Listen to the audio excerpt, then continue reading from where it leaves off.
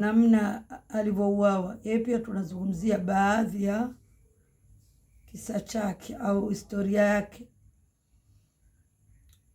Mke wa Firaun alivyomwelewa Allah subhanahu wa ta'ala kupitia Nabii Allah Musa na Harun, akamfuata siku hiyo mume wake, akamwambia, ya Firaun inni kafartuk, Firaun mimi nimekukufuru, wewe sio Mola.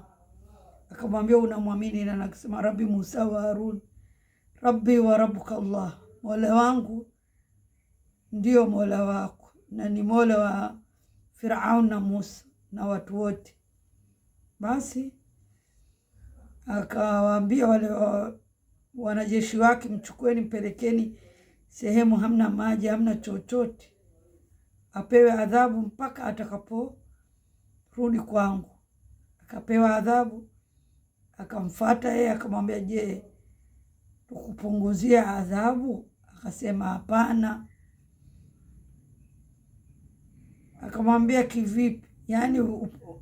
Akauliza, nikipunguziwa adhabu ina maana nitaendelea na dini yangu? Akasema hapana, ukipunguziwa adhabu ina maana unanifuata mimi na utaacha kuadhibiwa. Siku ya kwanza. Siku ya pili akasema, muadhibuni, labda atarudi. Akaadhibiwa adhabu kali, hakurudi. Siku ya tatu ambayo inaingia siku ya pili, akamwomba Allah subhanahu wa ta'ala vitu viwili. Akamwomba Allah subhanahu wa ta'ala shay'aini, vitu viwili, talabat min Allah, ambayo tumeelezwa katika suratu Tahrim, baada a'udhu billahi minash shaitani rajim. Akasema, waqalat imra'atu fir'aun rabbi ibni li indaka baytan fil janna, amesema mke wa Firaun, Mola, nijengee karibu yako nyumba. Jambo la kwanza, wanajini min Firauna wa amali wanajini min alqawmi dhalimin, niweke mbali Firaun na matendo yake na madhalim. Na ni jambo la pili, akiangalia ile nyumba yake na raha aliyokuwa nayo yote, kamchagua Allah, wakamwomba Allah amjengee nyumba peponi karibu yake. Wakaomba vitu viwili. Siku ya tatu akaulizwa tena, je, vipi, utarudi kwa mumeo Firaun? Akasema hapana. Firaun akapelekewa habari, akasema, chukueni jiwe kubwa mrushieni.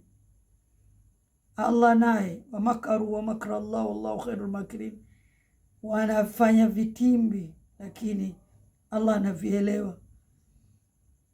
Kabla ya vitimbi vyao Allah amefanya naye mambo zake. Kivipi? Firaun watu wake walitaka kumwadhibu akiwa duniani. Allah subhanahu wa ta'ala akachukua roho yake kabla lile jiwe halijamwangukia. Jiwe limeanguka katika mwili, lakini roho ishakwenda kwa Allah. Mraatu Firaun amemchagua Allah, ameacha nyumba, ameacha dunia na starehe zake, akamchagua nani? Allah subhanahu wa ta'ala. Na akaomba vitu viwili, aweke naye mbali, anamfanyia takfifu hizi adhabu. Wa Allah siku ya tatu akachukua roho yake. Wale waliotaka kumwadhibu, kumtesa duniani, wakatesa mwili, roho ishaondoka. Wa ila huna aqif. Wassalamu alaikum wa rahmatullahi wa barakatuh. Ilobaki, ukipata klipu yangu hii, nachoomba kwa Waislamu waniwekee like na share na comment na subscribe, ili ifike mbali. Waislamu wamwelewe mraatu Firaun, mke wa Firaun, namna alivyomkataa na akaelekea kwa Allah na akafa katika adhabu, na namna Allah subhanahu wa ta'ala alivyomwonea huruma, akachukua roho yake kabla hajapigwa jiwe lile kubwa na kuteseka.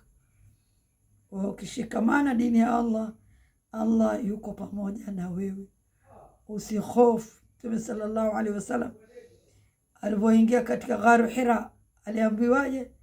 La tahzan inna Allah maana, usihuzunike, Allah yuko pamoja nawe. La takhaf wala tahzan. Aliambiwa mama wa Nabii Allah Musa, inna raduhu ilaika wa ja'iluhu min al-mursalin, usihuzunike wala usiogope, sisi tutakurudishia mtoto wako. Adalu ala alkhairi kafaili, atakayeonyesha watu khair ni kama alifanya. Ukifikisha dini ya Allah mbali, na wewe unapata sababu zako. Ila huna aqifu. Assalamu alaikum wa rahmatullahi wa barakatuh.